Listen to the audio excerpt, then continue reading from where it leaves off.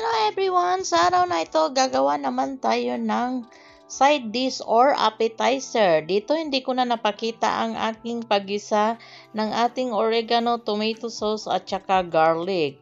Ang ating patatas ay pinirito sa air fryer ng cubes at saka ang ating chicken popcorn. Pagkatapos nating ipinirito, ilagay natin sa ating ginisang tomato sauce. Ayan ang ating chicken popcorn. Tapos may hinanda tayo ditong hotdog bread. Yan tinatawag nila yung hotdog bread. Nilagyan natin ng mayonnaise at saka mustard. Ilagay natin dyan ang ating nilagyan ng sauce na popcorn at saka ang ating chicken popcorn at saka ating potato cubes. Ayan.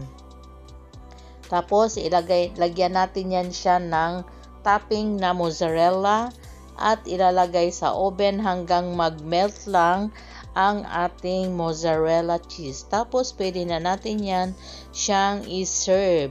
Masarap ito pang pika-pika or pang merienda, pang dinner sa mga bata. Tiyak na magugustuhan dahil napaka-delicious ang ating ginawang chicken popcorn at saka ang ating potato cubes na pinaghalo-halo.